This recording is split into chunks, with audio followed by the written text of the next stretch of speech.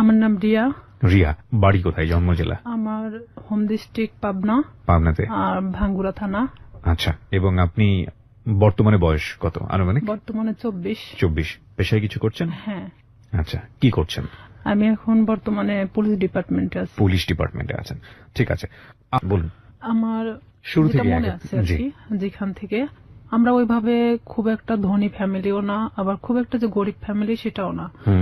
আমার দুটা মা, আমার বড় মা মারা যাবার পরে আমার মা। জি। তো সেখানে আমার ওই ঘরের 2 বোন আছে। জি। আমরা 1 ভাই 3 বোন, এই যে আমরা সর্বমোট 6 জন।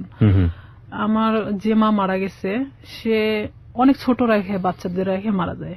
তো সেখানে আমার মাই তাদেরকে লালন পালন করে। আমরা কখনো বুঝতে পারি না যে তারা আমার সৎ বোন।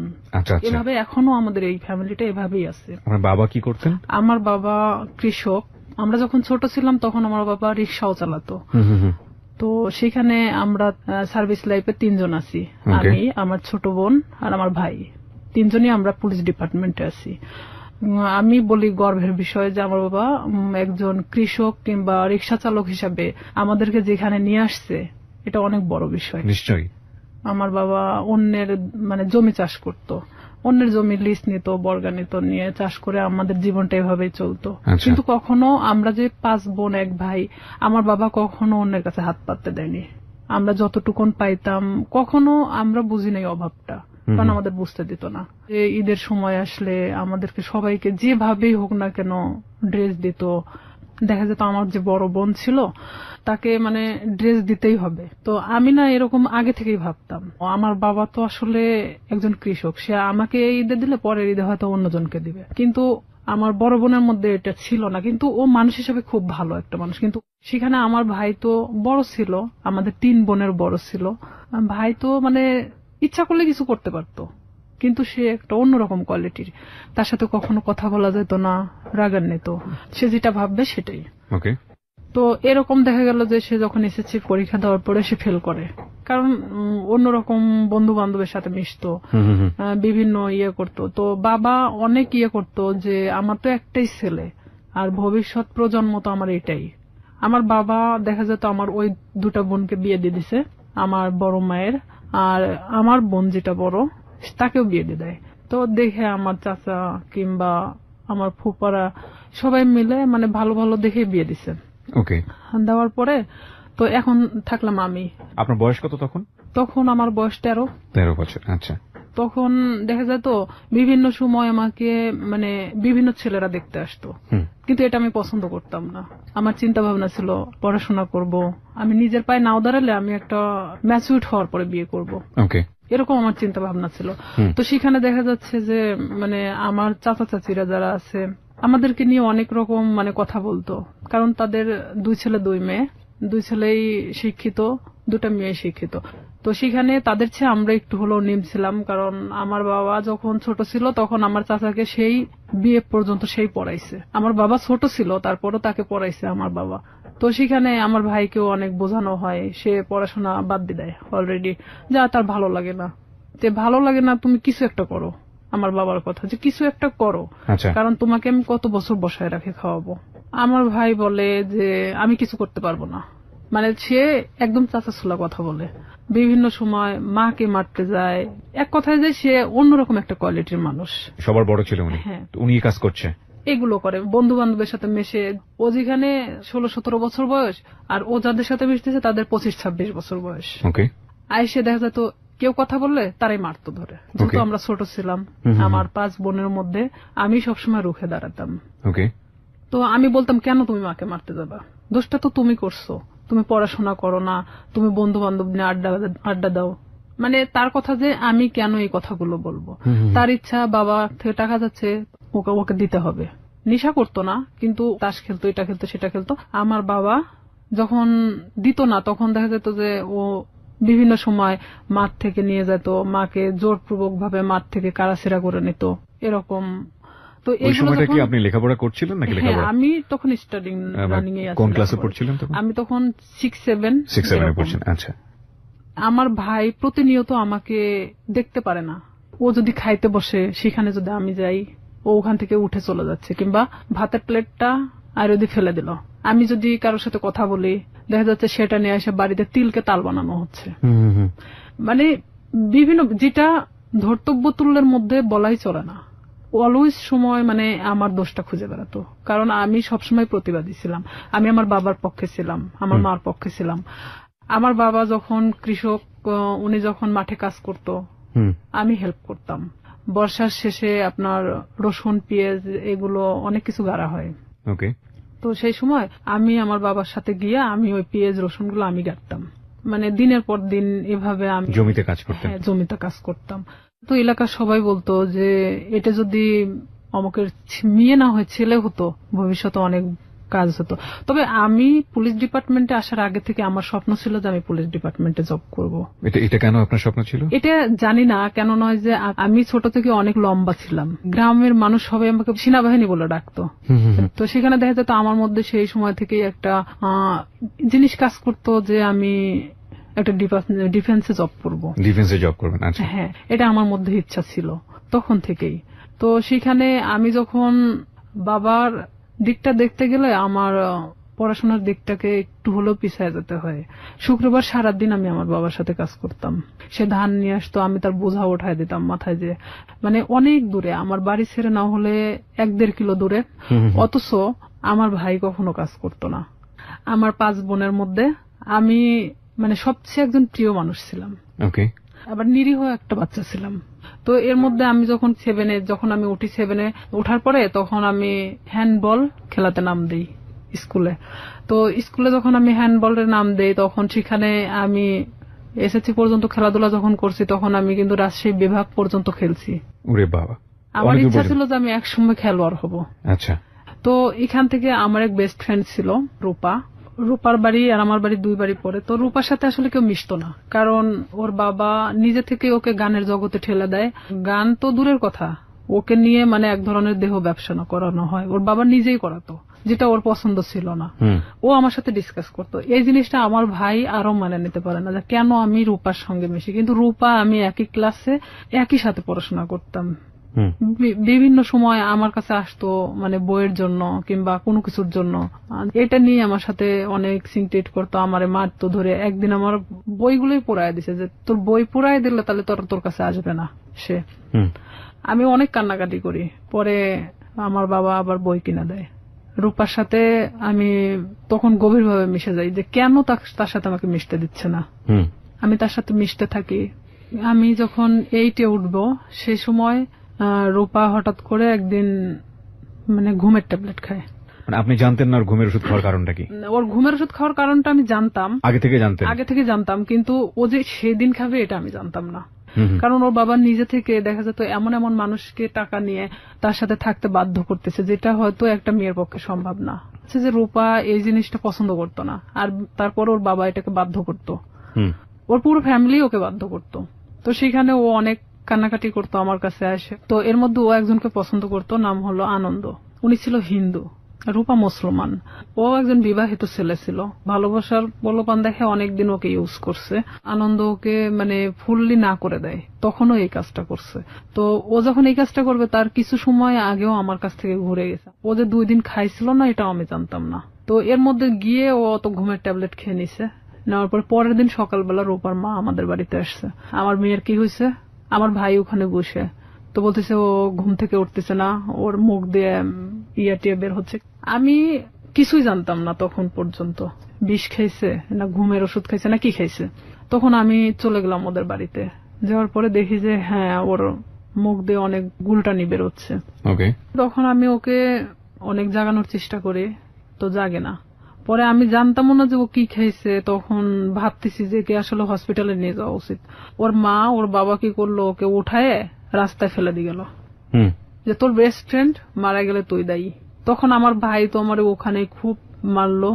আমার বাবা আমাকে কখনো গায়ে হাত তোলেনি। আমার বাবা অনেক বকাঝকা দিল, গাল দিল, যে কেন অনেকবার নিষেধ করা হয়েছে ওর সাথে মিশতে, কেন মিশলা। তখন আমি এটাও ভাবতেছিলাম যে আসলে আমার ভুল ছিল, কারণ সে কখন কি করে বসবে, তার লাইফে তো এতটাও ভালো মুহূর্ত নাই। তো ওই মুহূর্তের জন্য ভাবতেছিলাম। তো আবার এটাও ভাবতেছিলাম, কোন মানুষের তো জীবনের কারোর সাথে ডিসকাস করা দরকার, সে নাই আমাকেই বেছে নিয়েছিল। এখন আমি অনেক কান্নাকাটি আমি নিজে থেকেও করলাম, যেহেতু আমার ভাই আমাকে মারছে। কোন ক্লাসে তখন আপনি? আমি ক্লাস তখন 8-এ। ক্লাস 8-এ, ওকে।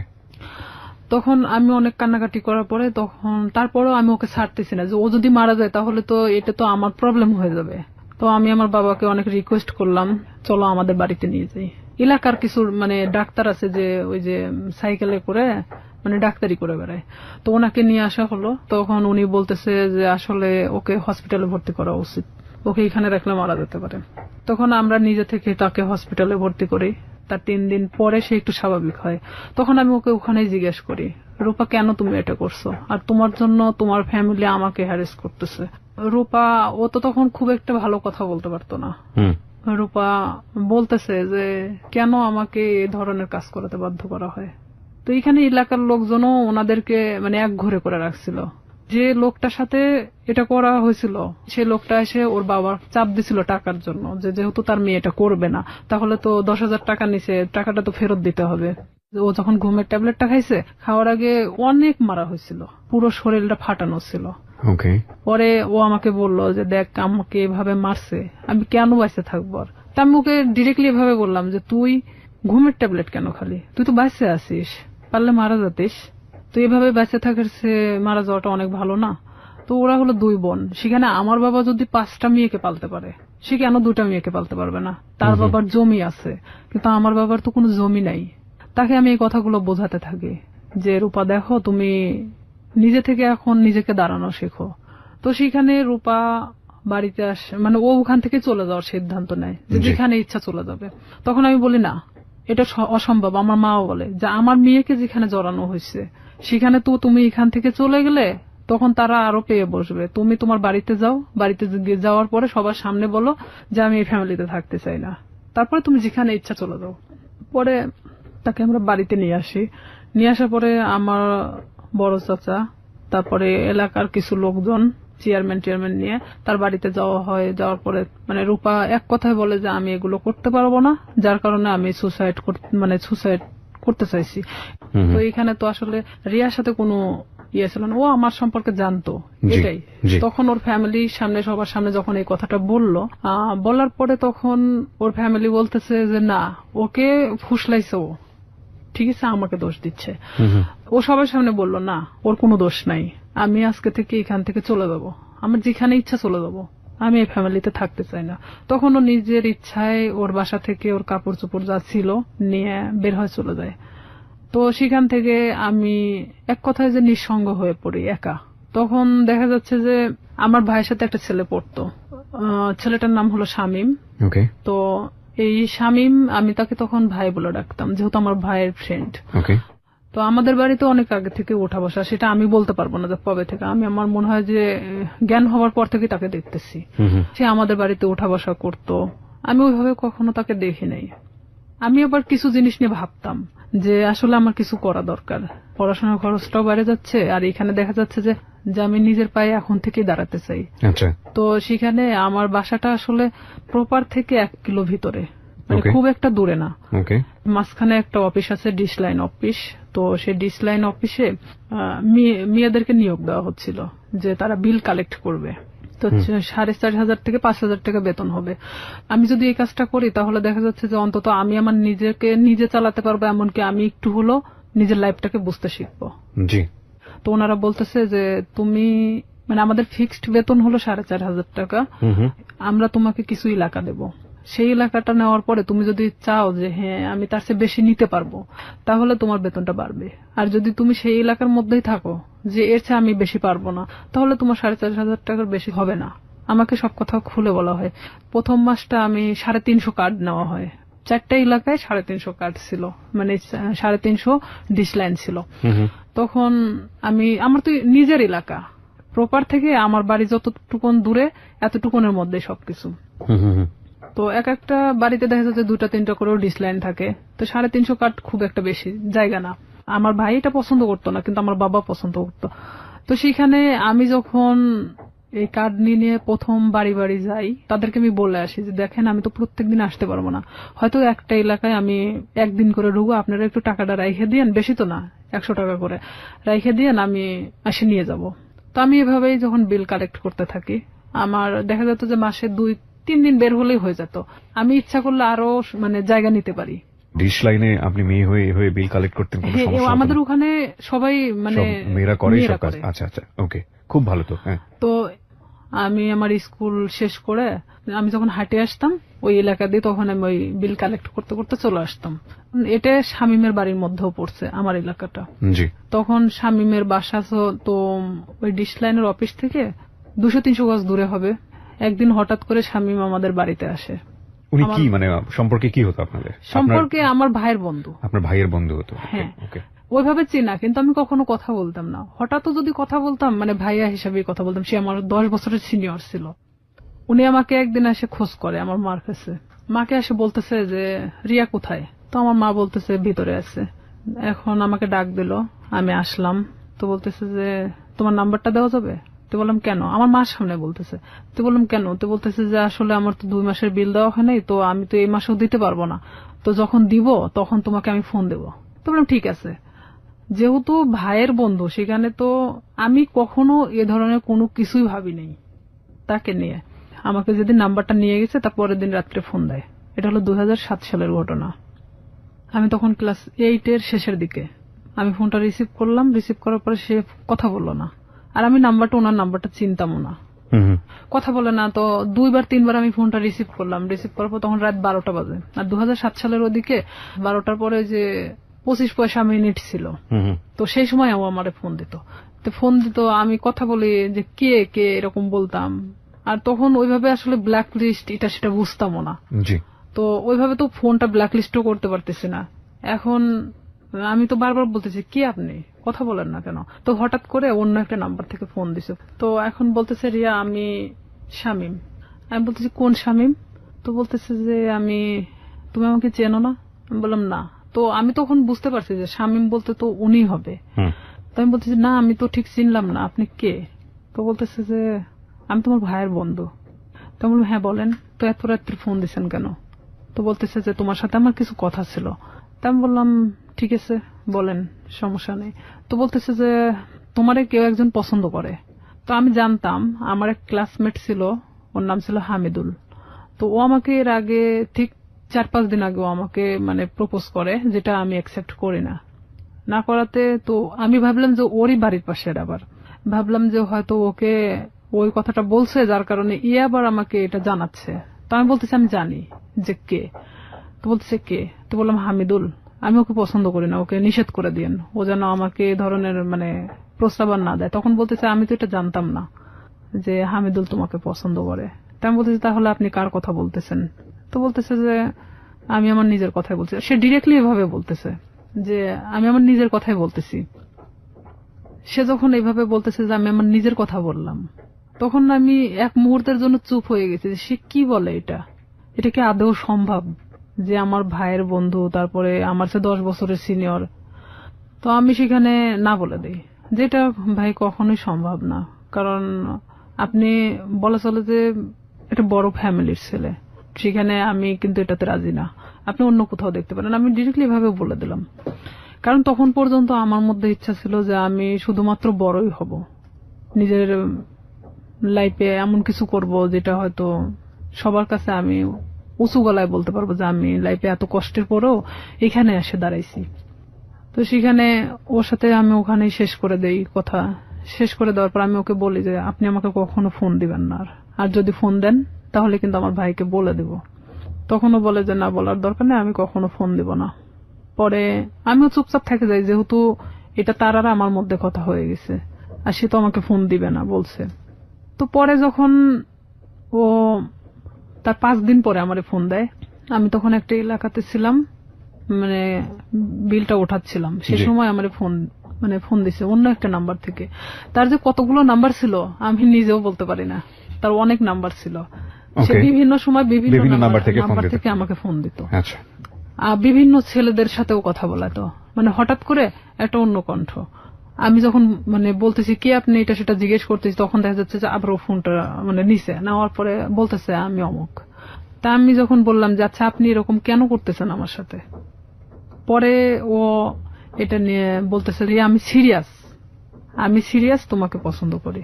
তো আমি বললাম ঠিক আছে, পছন্দ যখন করেন, এটা তো আসলে পছন্দের বিষয় হলো এমন একটা জিনিস থাকে, সেটা হলো যে কিছু জিনিস আছে যে সুন্দর, কিন্তু সেটা আমার জন্য না। ওকে। তো সেখানে আপনি একটা বড় লোক ফ্যামিলির ছেলে, আপনার সাথে সম্পর্ক হওয়া এটা আমার জন্য অনেক ওই ছিঁড়া কাঁথায় শুয়ে লাখ টাকার স্বপ্ন দেখার মতো, এটা কখনোই সম্ভব না। পরেও আমাকে বলে যে না, আমি সত্যি সিরিয়াস বলতেছি, আমি তোমাকে খুব পছন্দ করি। পরে আমি পুরোপুরি সিম কার্ডটাই চেঞ্জ করে দিই, যে তার সাথে সম্পর্ক করা আমার মোটেও পসিবল ছিল না, এটা তো অসম্ভব একটা জিনিস। তখন সে আমাকে নেক্সট বার সে আমার সাথে মানে বাজারে দেখা হয় যখন, তখন আমারে বলতেছে রিয়া বিলটা নিয়ে আসিও। তো তখন আমি বলি যে এখানেই দিয়ে দেন, আমি তো এখানেই আছি, কার্ডটা আমার সঙ্গেই আছে, আপনি এখানেই দিয়ে দেন। তো বলতেছে না, আমার কাছে তো এখন টাকা নেই, বাসায় যেও, বাসায় যে নিয়ে আসো। তো আমি তো জানি বাসা তো এমন একটা জিনিস যেখানে সবাই থাকে, বাবা মা ভাই বোন সবাই তো আছে। ওকে। তখন ওনার 3 মাস পেন্ডিং ছিল, যে বিলটা উনি দিচ্ছিল না, ইচ্ছাকৃত ভাবেই সে দিচ্ছিল না। পরে আমি যখন ওর বিলটা আনতে যাই, তো আমি এরকম দরজার সামনে, ওদের রুমটা হলো বেলকুনির সাথে যে দরজাটা আছে, এটা হলো ওর ঘরের রুম, মানে ঘরের যে দরজাটা এটা, আর ভিতর দিয়ে একটা দরজা আছে যেটাতে ওর মা বাবারা ওই পাশ দিয়ে বের হয় সবসময়, আর ও এই পাশ দিয়ে বের হয়। তো আমি তো এখানে গিয়ে দাঁড়াইছি, দাঁড়ানোর পরে আমি যখন নক করি ও বের হয়ে আসে। বের হয়ে আসার পরে তখন আমি কার্ডটা বের করে বললাম যে ভাই বিলটা দেন। তখন আমি জানতাম না ওর বাসায় লোক ছিল না। বিরতি নেব প্রিয় শ্রোতা। এই পর্যায়ে আমরা ছোট্ট একটা বিরতি নিচ্ছি, মাত্র 4 মিনিটের বিরতি। আপনারা শুনছেন close up presence hello 8920 ABC radio FM 89.2 তে। আমি আরজি কিবরিয়া রয়েছে আপনার সঙ্গে, এবং রিয়া আজকে তার জীবনের গল্প এখানে বলছে। রিয়াকে দেখার জন্য বা কোনো কমিউনিকেট করার জন্য, কিছু বলার জন্য আপনারা আসতে পারেন আমার ফেসবুক পেজে। ফেসবুকের ঠিকানা www.facebook.com/kibria.rj। আমি আবারও বলছি www.facebook.com/KEBRIA.RJ। পেজটি আছে আরজে কিবরিয়া নামে। Please like this page. ফিরে আসছি ঠিক 4 মিনিট পর। আসলে এখানে আরেকটা বিষয় যে ওর 6 বোন, 6 বোনই প্রাইমারি স্কুলের টিচার। তো দেখা যায় যে 9টার পরে ওদের বাসা থেকে ওর মা ওর বাবা ছাড়া কেউ থাকে না, এটা আমি জানতাম আগে থেকে। তো ওর এক ভাই, মানে ওকে দিয়ে 2 ভাই, ওর ছোট যে সে হলো ঢাকাতে কোনো একটা এই কম্পিউটার সফটওয়্যার ইঞ্জিনিয়ার। তো ও ওখানে বাড়িতে তো থাকে না, এখন স্বামী শুধুমাত্র একমাত্র বাড়িতে থাকে। তো আমি তো জানি অবশ্যই ওর বাবা ওর মা তো বাড়িতে আছে, কারণ ওর বোনরা তো সবাই টিচার, সবাই যে যার মতো 9টার পরে বের হয়ে চলে যায়। তো এখানে আমি তো গেছি তখন 11:30 বাজে, সেদিন আমি স্কুলে যাইনি, না যাওয়া তো ওখানে গেছি। যাওয়ার পরে এখন আমি ওর যখন ঘরে নক করি, দরজায় নক করার পর ও বের হয়ে আসে, মানে দরজার ওই ভিতর পারে আর আমি বাহির পারে দাঁড়িয়ে। তো আমি কার্ডটা তো হাতে আমার আছেই বের করানো, আমি তখন কার্ডটা ওনাকে দেখে বলি যে আপনি তো 3 মাস পেন্ডিং আছে, তো আপনি বিলটা যদি দিতেন ভালো হতো, আর না হলে ডিসলাইন মানে ডিসকানেক্ট করা হবে। তো এখন ও বলতেছে ঠিক আছে আমি টাকাটা নিয়ে আসতেছি। ভিতরে গেল, ভিতরে যাওয়ার পরে বের হয়ে আসলো, বের হয়ে আসার পরে আমাকে বলছে দাও কার্ডটা দাও, মানে ওখানে সিগনেচার করা হয়। তো কার্ডটা নিয়ে ও ভিতরে চলে গেল। তো সিগনেচার তো ওখানে দাঁড়াই করতে পারতো, তারপরও ভিতরে চলে গেল। আমি কিছু বললাম না, আমি চুপচাপ ওখানে দাঁড়াইছি। যেহেতু আমাকে এর আগে প্রপোজ করছে, সেখানে ওর সাথে আমার ওইভাবে কথা বলার কোনো রুচিও জাগতেছে না, কিন্তু আমি একটা কাজের ক্ষেত্রে দেখা যাচ্ছে এটা আমি বাধ্য। তো সেখানে আমিও চুপচাপ দাঁড়াই আছি। ও ভিতর থেকে আসলো, ভিতর থেকে কার্ডটা রেখে আসছে। তাই আমি বলতেছি ভাইয়া কার্ডটা তো রেখে আসলেন, কার্ডটা নিয়ে আসেন। তো বলতেছে যে এসে নিয়ে যাও, এসে নিয়ে যাও। তাই বললাম এটা কি ধরনের কথা, আমার কার্ডটার প্রয়োজন নেই, আমি চলে গেলাম। তো এই বলার পরে ওই আমার থাপ্পড় দিয়ে মানে হাতটা চেপে ধরে। তো ওর বাসাটা এমন কোয়ালিটির একটা জায়গায়, যদিও প্রপারের মধ্যে, মানে পাশে একটু ফাঁকা জায়গা আছে, ওর আশেপাশে মানে কোনো বাড়ি নেই। তো এখানে ওদের বিল্ডিং করা বাড়ি, ছাদ ঢালাই, আর ঠিক এরকম একটা কোয়ালিটির যে রুমটা খুব একটা বড় না খুব ছোট না। সেখানে দেখা যাচ্ছে যে থাইটে লাগানো। তো সেখানে যদি থাই গ্লাস গুলো লাগানো, তো এখানে যদি ভিতরে একজনকে নিয়ে যাওয়া হয় বাইরে কিছু শুনতে পাবে না। ও আমাকে যখন হাতটা মানে থাপ্পা দিয়ে মানে এভাবে ধরে ফেলে, তখন আমি মানে ওর দিকে একবার তাকাই। ও কি করলো, আমার বাম হাত দিয়ে মানে আমার মুখটা চাপ দিয়ে ধরার পরে এক ধাক্কা দিয়ে মানে ওর ভিতরে, দরজার ভিতরে ঢুকাই দেয়। যেহেতু আমি দরজার সামনে দাঁড়াইছিলাম, তখন আমি ভিতরে যাওয়ার পর আমি বলতেছি যে আপনি কেন এগুলো করতেছেন, এটা কেন করতেছেন? আমি তো আপনাকে পছন্দ করি না, আর আপনি আমাকে মানে প্রপোজ করছেন, প্রপোজ করার মানে কি এটা যে আপনাকে সে বাধ্য মানে আপনার সাথে সম্পর্ক করতে? তো বলতেছে যে কিভাবে মানে ভালো লাগাতে হয় সেটা আমার খুব ভালো জানা আছে, আমি জীবনে যা চাইছি তাই পাইছি। তাই আমি বললাম, দেখেন আপনি অনেক ধনী একটা ফ্যামিলির মানুষ, আপনি জীবনে যা চাইছেন না কেন সেটাই পাইছেন, আমি মানি সেটা। তো এইভাবে মানে আমি যখন ওর সাথে মানে বলতে থাকি কথাগুলো, কারণ আমি জানি যে বাহির থেকে কিছু শোনা যাবে না, এটা আমিও নিশ্চিন্ত ছিলাম। এক পর্যায়ে সে আমার সাথে অনেক মানে ধস্তাধস্তি করতে থাকে, করতে থাকার পরে এক পর্যায়ে সে আমার সাথে মানে খারাপ কিছু করেও ফেলে। তখন আমি একদম দিশেহারার মতো হয়ে যাই যে আসলে এটা কি হয়ে যাচ্ছে আমার সাথে, এটাকে আমার সাথে আসলে হওয়াটা উচিত ছিল। আমি তাকে তো বারবার মানে বোঝানোরও চেষ্টা করতেছি, তারপরেও তার একটাই কথা যে আমি তোকে যেভাবে হোক আমি চাই, এটাই তার সাথে। বয়সে 10 বছর বড় ছিল। হ্যাঁ, আমার চেয়ে 10 বছরের বড় ছিল। আর আমি তখন বললাম তো প্রথমে অনেক আগেই বলে আসছি, আমি অনেক ভীতু কোয়ালিটির একটা মানুষ ছিলাম, আমি খুব একটা মানুষের সাথে কথা বলতে পারতাম না। আমি যে ডিসলাইনের কাজটা করতাম, এখানেও দেখা যেত আমি অনেকের সাথে কথা বলতাম না, যাইতাম আমি কার্ডটা বের করে দিতাম, তারা টাকাটা দিত, আমি নিয়ে চলে আসতাম, এরকমই। কারণ তারা টাকাটা দিতে বাধ্য। সে যখন জোরপূর্বক ভাবে আমাকে রেপ করা হয় এক কথায়, তো কমপ্লিটলি রেপ। হ্যাঁ, তো সেখানে আমি একদম দিশেহারার মতো চুপচাপ, এক পর্যায়ে যে আমি নিস্তেজ, এতক্ষণ যে আমি ধস্তাধস্তিটা করতেছিলাম তখন সেই মুহূর্তের জন্য আমি নিস্তেজ হয়ে গেছি। মানে আমি এক কথা বলা চলে আমার শরীরে কোনো শক্তি নেই, যে আমি যে কি কথা বলবো এখন, আমার ভাষা জ্ঞান মানে সবকিছু শেষ সেখানেই। তো ওখান থেকে আমি কোনো রকম বের হয়ে চলে আসি। বের হয়ে চলে আসার পরে আমি আমার ব্যাগটা আনতে ভুলে যাই, কারণ আমি যে কিভাবে চলে আসছি সেটা নিজেও জানেন না। আমার মনে হয় যে আমি নিজেও আসলে বলতে পারবো না যে আমি কিভাবে ওখান থেকে আসছিলাম, তবে আমার এটাই মনে হয় যে আমি কোনো না কোনো ভাবে বের হয়ে চলে আসছিলাম। তো সেই মুহূর্তে ও আমাকে আটকে রাখার চেষ্টাও করে নাই, আর আমি বের হয়ে চলে আসছি। ও শুধু দরজাটা খুলে দিয়েছে, আমি বের হয়ে আসছি, এটুকুনি। কিন্তু ওখানে যে আমার ব্যাগটা রয়ে গেছে, আমার কার্ডগুলো রয়ে গেছে, মানে এরকম কোনো জ্ঞান আমার মধ্যে ছিল না, কারণ এরকম শট আমি কখনো খাইনি যেটা ওই মুহূর্তের জন্য পাইছি। তখন আমি বাড়িতে চলে আসি ডিরেক্টলি। বাড়িতে আসার পরে আমার মা জিজ্ঞেস করে তোর ব্যাগ কোথায়। তো এখানে আরো একটা কথা, আমি আরেকজনের সাথে মিশতাম, সে আমার সম্পর্কে ভাগ্নি হয়, সাথী নাম। সে অবশ্য 2013 সালে সুসাইড করছে, মারা গেছে সে। সাথীদের বাড়িতে আমি উঠা বসা করতাম মাঝে মধ্যেই। তো আমি মারা এভাবে বলতেছি, মা আমি মনে হয় সাথীদের বাড়িতে রেখে আসছি, কিন্তু আমি কিন্তু শিওর না, আমি এমনি তাকে বোঝানোর জন্য যে আমি সাথীদের ওখানে মনে হয় ব্যাগটা রেখে চলে আসছি। তাই আমার মা কিছু বললো না, কারণ সাথীদের বাড়ি আমার বাড়ি থেকে 5-6 বাড়ি দূরে। তো সেখানে মা আমাকে আর কোনো কথা বললো না, আমি আমার রুমে চলে যাই, আমি একা এক ঘরে থাকতাম। আচ্ছা। তো আমি আমার রুমে ঢোকার পরে চুপচাপ একা একা কান্না করি, কারণ আমি এই কথাগুলো আমি কারোকে বলতেও পারতেছি না, কারণ এটা সম্ভব না। এখনকার লাইফে হয়তো সম্ভব, কারণ এখন আমরা অনেকটাই বুঝতে শিখছি, অনেকটা প্রতিবাদী হওয়া শিখছি, কিন্তু আজ থেকে 2007 সাল মানে অনেকটা দূরে ছিল। আর তখন গ্রামের মানুষ মানে এগুলো নিয়ে অনেক ভয় পেত, যে আমার সাথে ঘটে যাওয়া ঘটনা যদি আমি কারোকে প্রকাশ করি, লাইফে আমারই অনেক ক্ষতি হবে, দেখা যাবে আমাকে অনেকেই বলবে যে রেপিস্ট একটা মেয়ে, এ ধরনের ইঙ্গিত করবে। যার কারণে আমি চুপচাপ মানে কোনো কথা না বলে কারোকেই বলিনি, আমি সব নিজের মধ্যে রাখি। এভাবে যখন আমি নিজের মধ্যে রাখি, শামীম আমাকে বারবার ফোন দেয়, আমি ফোনটা রিসিভ করি না।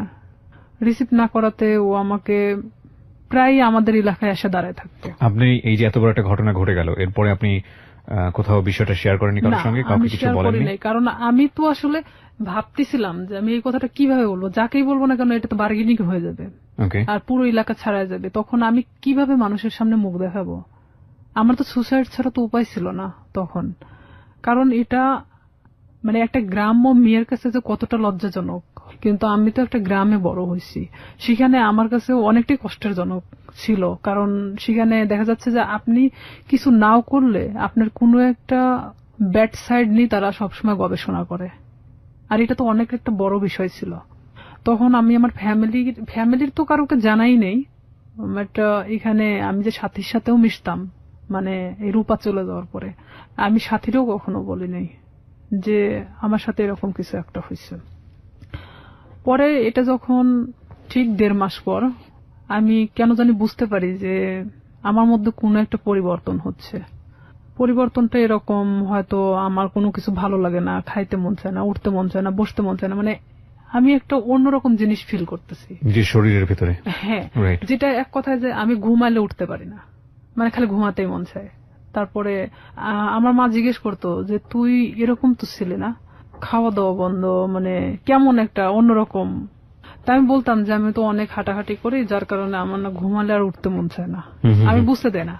পরে এইভাবে যখন আমার মা তো ওইভাবে আসলে কখনো ফোর্স করে না, কারণ তারা জানতো যে এরকম কোনো কিছু কখনো হবে না। তখন আমার বড় বোন আমারে অনেকবার জিজ্ঞেস করে যে কি হয়েছে তোর, তুই একা একা থাকিস, কথা বলিস না কারোর সাথে, তো সমস্যাটা কি? বলে না কিছু সমস্যা নাই, এদিকে পড়াশোনা তো সামনে, তো এসএসসি পরীক্ষা, আবার এদিকে তো আমি যে কাজটা ধরছি আমার মনে হয় না যে আমি কাজটা করতে পারবো। কারণ আমি তখন একটা জিনিস ভাবতেছিলাম যে আমি আজ বড় হতে গিয়ে অনেক ছোট হয়ে গেছি, এটাই ভাবতেছিলাম।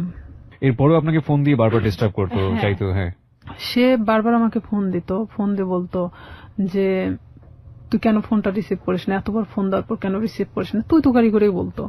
তাই বলতাম দেখেন আপনি আমাকে কেন এরকম করতেছেন, এটা করার মানেটা কি, যা হবার তা তো হয়ে গেছে, আপনি তো একটা মেয়েকে ভোগ করার দরকার ছিল, করছেন। আমি ওইভাবেই বলি তাকে, তাহলে আর কি দরকার? তো সে আমাকে বলে না, কিন্তু আপনাকে আমার এই প্রশ্নটা আবারও করতে হবে। এত বড় একটা ঘটনা ঘটে যাবার পরে আপনি বাসায় শেয়ার করলেন না কেন, কাউকে জানালেন না কেন? শেয়ার করিনি আসলে, এটা আমি অনেকটা ভীত ছিলাম, যেহেতু আমার ভাই পূর্বে থেকে আমার সাথে ভালো সম্পর্ক না। এখানে যদি আমি শেয়ার করি দেখা যাচ্ছে যে অনেকটা আমার দিকেই গড়াবে। আচ্ছা, এটাও একটা বিষয় ছিল। আর একটা কথা যে সমাজ, যেটা মানুষ হয়তো আমাকে খারাপ ইন্ডিকেট করবে যে মেয়েটা এরকম হয়েছে, হয়তো আমার প্রফেশনাল লাইফে আমি যেটা হতে চাচ্ছি সেখানে আমি আমার লাইফ নিয়ে সবসময় বেশি ভাবতাম। আমাদের সোসাইটিটাই ফরচুনেটলি আর আনফরচুনেটলি এরকমই। আমরা কোনো ঘটনা ঘটে গেলে সেটা নিয়ে যতটা কেওয়াস তৈরি করি, কেউ কখনো ভেতরে যাওয়ার চেষ্টা করি না। এবং সেটার রিফ্লেকশন ইদানিং ফেসবুকে এত বেশি দেখা যায় যে সামটাইমস উই ফিল অ্যাশেমড, লজ্জিত হই। আমাদের আসলে প্রত্যেকটা জিনিসই একটা জিনিস কি, আমরা যে কথাটা বলি, আমরা যে কাজটা করি বা যাই করি না কেন, সেটা কিন্তু শুধুমাত্র আমি না, আমার ফ্যামিলি, আমার বেড়ে ওঠা, আমার সবকিছুকে ফোকাস করে। আর কোন একটা মানুষের কোন পার্টিকুলার বিষয় ধরে সে বিষয়টা নিয়ে নাড়াচাড়া করা, কাউকে খুব সোজাভাবে মন্তব্য করে দেয়া, বিশেষ করে এই যে রেপের মতো ঘটনাটা, যেটা হলে আমাদের সমাজে সবসময় মেয়েদের দিকে আঙ্গুল তোলা হয়, ভিকটিমের দিকে আঙ্গুল তোলা হয়। এবং দেখবেন যে পত্রপত্রিকায় যখন সংবাদ আসে, আমরা আমাদের সামাজিকতার কথা ভেবে ওই মেয়েটাকে আমরা সামনে আনি না, ফোকাস করি না, তার ছবি প্রকাশ করি না। কেন করি না এই কারণে সামাজিকতায় সমস্যা হবে। তার মানে আমাদের সামাজিকতা কতটা দুর্বল। একজন মানুষ, আমি সম্ভবত ইন্ডিয়াতে এরকম একটা কেস আমি দেখেছিলাম যে সে রেপড হয়েছিল এবং সে ভিকটিম বলতেছিল যে আমি কোথাও ফেস লুকাবো না, আমি টেলিভিশনে গিয়ে সাক্ষাৎকার দেবো, আমি বলবো আমার সঙ্গে এটা হয়েছে ওটা হয়েছে। আমি কেন ফেস লুকাবো, আমি তো কোনো অপরাধ করিনি। আমি বলছি না যে ইন্ডিয়ার সমাজ আমাদের চাইতে অনেক বেশি অ্যাডভান্স, বাট তার চিন্তা ভাবনাটা অনেক বেশি অ্যাডভান্স ছিল। কিন্তু বড় কথা হচ্ছে সে এতটা সাহসী পদক্ষেপ নিয়েছে, ঠিক আছে, কিন্তু এই সাহসী পদক্ষেপ কি সমাজ ভালোভাবে দেখেছে? এবং দেখে না বলেই আমরা যে মেয়েটি রেপ হয় তাকে আমরা ফোকাস করি না এবং করতে পারি না।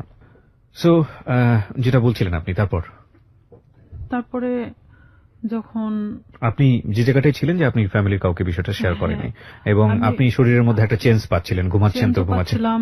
আবার আরেকটা কথা যে আমি আমার প্রফেশনাল লাইফটাকে নিয়ে বেশি ভাবতেছিলাম। এটা আমার ছোট থেকে স্বপ্ন ছিল পুলিশ হওয়ার। আর আমি এটা জানতাম যে কোনো মেয়ে যদি বিবাহিত কিংবা এরকম কোনো তার ঘটনা থেকে থাকে তাহলে সে কখনো পুলিশ ডিপার্টমেন্টে ঢুকতে পারবে না। বিশেষ করে আমি তো কখনো আসলে শামীমকে পছন্দ করতাম না, সে আমার সাথে যেটাই করুক না কেন। আমি ভাবছিলাম যে সাবজেক্টটা ওখানেই ক্লোজ, আমি নিজে থেকে ওখানে শেষ করে দিছি। কারণ আমার সুসাইড করার কোনো ইচ্ছা ছিল না। আমি কারোর কাছে রেপ হয়েছি তার মানে এই নয় যে আমি হারে গেছি, এটা আমার মধ্যে ছিল না যে আমি সুসাইড করব। আমি কখনো হারতে শিখি নাই, যেখানে গেছি না কেন আমি যদি কষ্ট করে হলো সেটাকে আমি অর্জন করছি।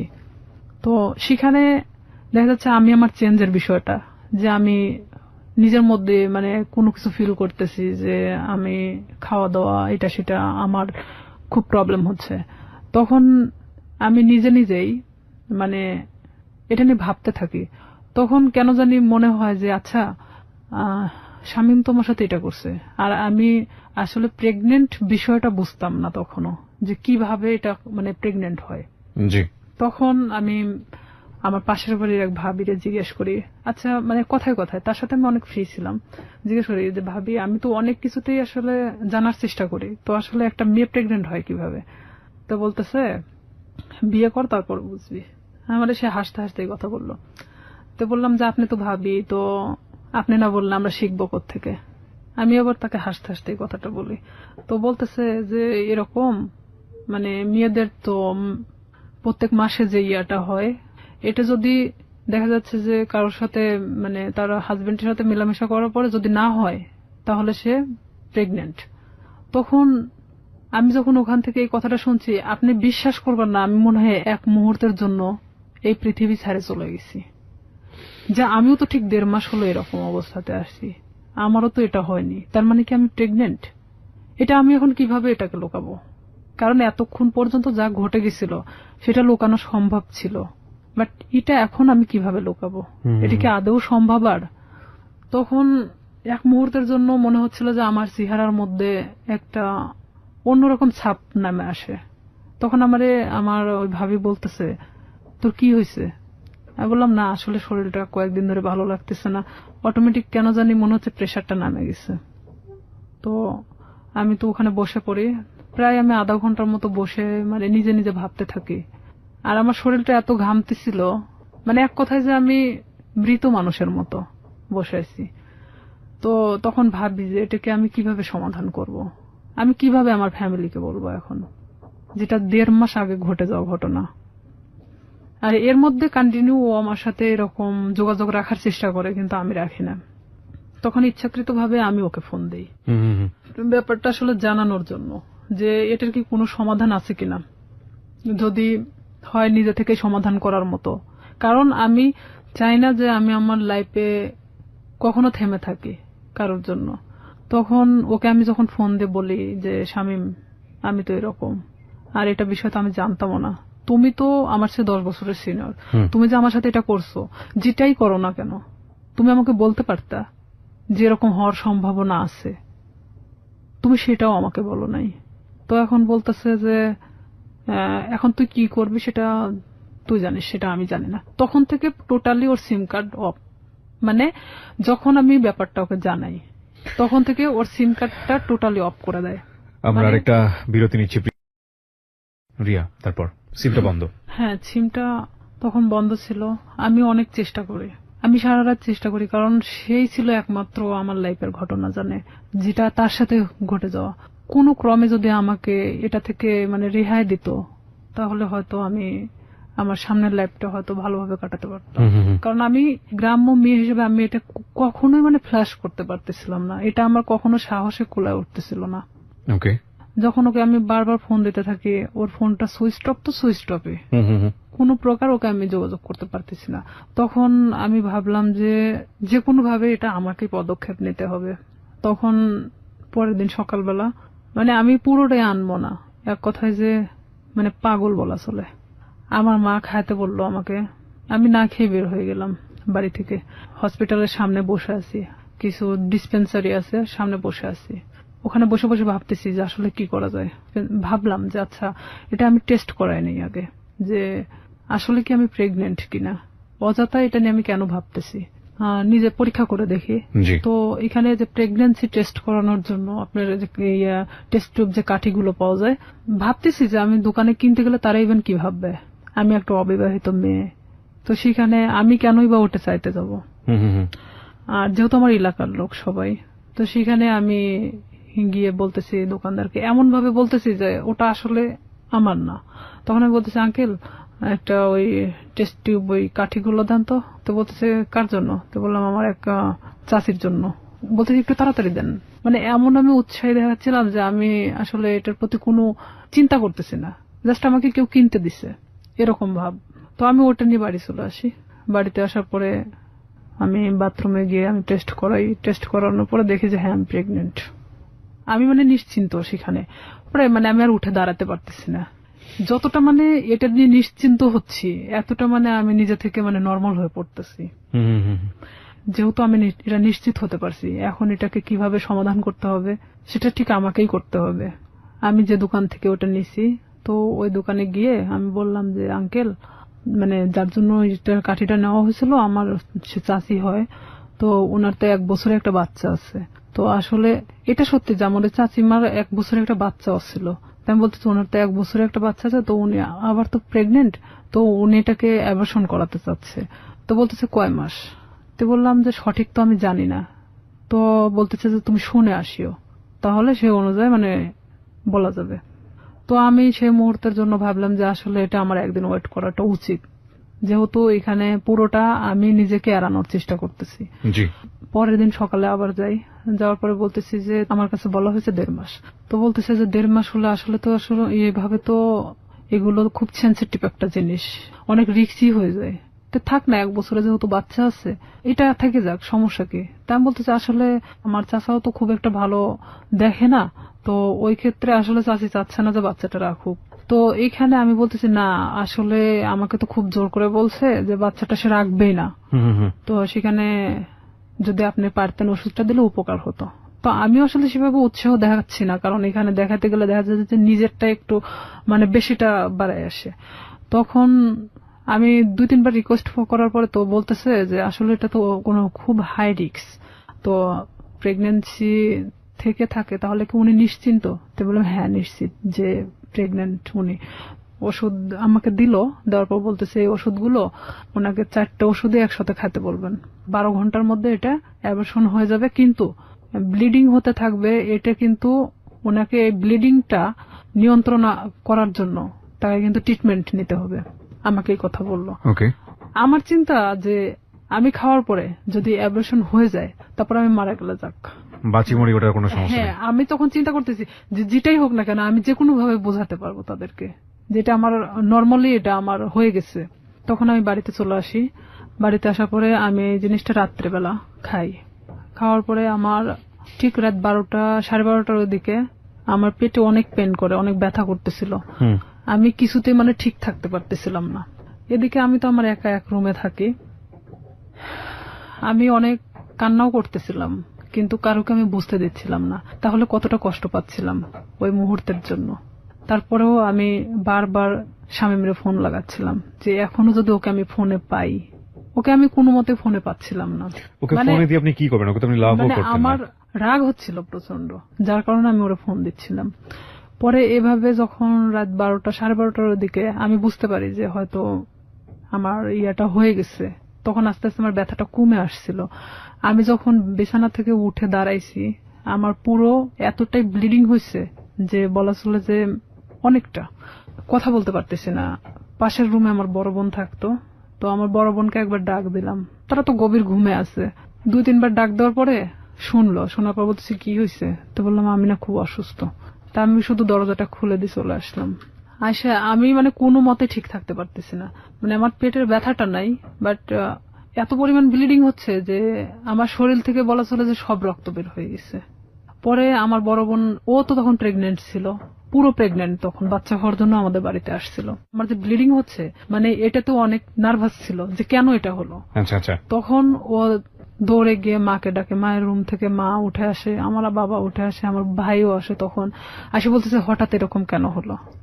তো এইখানে আমি বললাম আমি জানি না, আমি তো ঘুমাচ্ছিলাম, হঠাৎ আমি এটা মনে হলো যে আমি বাথরুমে যাব, তো ওঠার পরে দেখি যে এই অবস্থা, কিন্তু কেন হয়েছে আমি বলতে পারি না। এই বলার পরে মানে আমি অনেক মানে থরথরে কাঁপতেছিলাম, কারণ আমার শরীরে কোনো রক্ত নাই। তখন আমি মানে আমার মৃত্যুর 1 সেকেন্ড আগে আমি কারোর কাছে ছোট হতে চাচ্ছি না, যে আমি কখনোই যে আমি যে রেপ হয়েছি এই কথাটা আমি কারোকে বলতে চাচ্ছি না, কোনো মতেই না। তখন আমার বড় চাচি আসে, আসার পরে সে বলতেছে যে ওর তো যেভাবে ব্লিডিং হচ্ছে তাতে তো ওকে বাঁচায় রাখা কঠিন হয়ে যাবে। তো আমার মা তো ডিম সিদ্ধ দিল, যে ডিম তো একটা শক্তিশালী জিনিস, দুধ ডিম আমারে খাওয়ানোর চেষ্টা করলো। তো আমি ওই মুহূর্তের জন্য খাইলাম, কারণ ওই মুহূর্তে আর আমার রুচিতে সমস্যা ছিল না। মানে আমার যে একটা খাবার প্রবলেম ছিল, এই প্রবলেমটা তখন ছিল না। পরে আমাকে তো হসপিটালে নিয়ে যেতে চাইলো, কিন্তু আমি কোনো মতে হসপিটালে যাচ্ছি না। যে আমি যদি হসপিটালে যাই, আর ওই যে ডাক্তারের থেকে আমি ওষুধটা নিয়ে আসছি, ডাক্তার বলতে ডিসপেন্সারি থেকে, সেই ডিসপেন্সারিটা ছিল ঠিক হসপিটালের গেটের সামনেই। আমার কথা আমার মৃত্যু হয়ে যাক, কিন্তু আমি কখনোই হসপিটালে যাব না। আমি এক কথায় আমার মাকে বোঝাচ্ছিলাম যে না, ওখানে গেলে আমাকে ইনজেকশন দিবে। আমি মানে ওর সিরিঞ্জকে খুব ভয় পেতাম ছোট থেকেই। মা বলতে কি আমার সবাই জানতো যে আমি সিরিঞ্জ অনেক ভয় পাই। আমি বলতেছি না, ওখানে গেলে ডাক্তার আমাকে ধরে ইনজেকশন দিবে, আমি থাকতে পারবো না, আমি মারা যাবো। তার চেয়ে বরঞ্চ আমি এখানে মারা যাই। আমি কিছুতেই মানে হসপিটালে যেতে ইচ্ছুক না। পরে এর মধ্যে এক ডাক্তারকে নিয়ে আসা হলো, আমার বাবা গিয়ে নিয়ে আসলো। নিয়ে আসার পরে এখনো কিছু বলে নাই যে সেই দিন কি বুঝতে পারছিল কিনা যে আমি কি করছি। সে বলতেছে এটা হঠাৎ করে হওয়ার তো কোনো মানেই হয় না, এটা আসলে টেস্ট করানো দরকার। তখন আমি বলতেছি না, আমি টেস্ট করাবো না। তো বলতেছে কেন? আমি বলতেছি যে আচ্ছা, এটা সিম্পল একটা জিনিস, দেখবা কাল ঠিক হয়ে গেছে।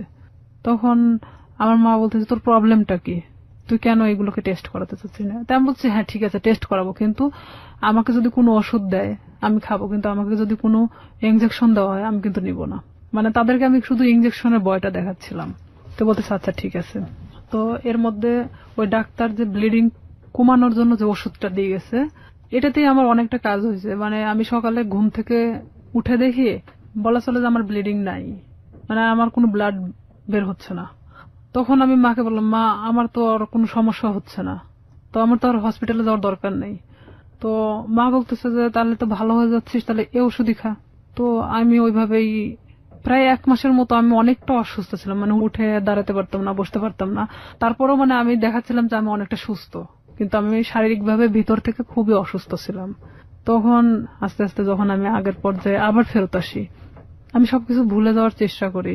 কিন্তু শামীম আবারও যখন দেখলো যে আমি স্বাভাবিক ভালো মানুষ, নিজের মতো করে চলতে পারতেছি, তখন ও কি করলো, আমাকে আবার ফোন দেওয়া শুরু করলো। আমাকে আবার ফোন দেয়।